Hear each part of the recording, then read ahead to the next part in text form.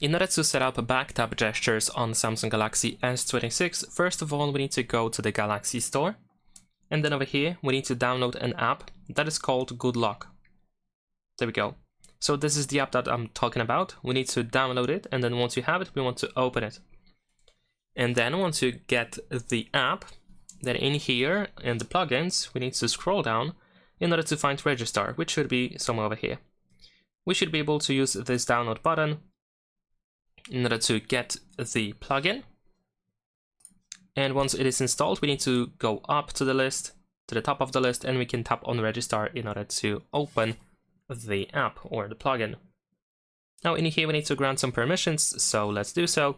And then over here we can find the back tap action. And here we can turn it on.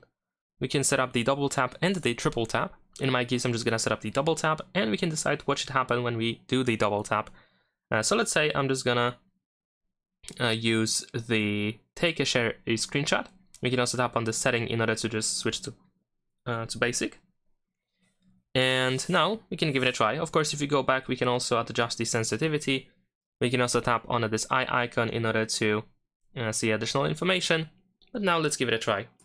So what I'm gonna do is I'm gonna double tap the back of the phone. And there we go. As you can see, I captured the screenshot. In my case, I just tapped over here. And even if I tap lightly, it works just fine. So you should have no issues at all with these back tap gestures. Of course, you can adjust the sensitivity as I mentioned, in case you think that it is detectable too easily.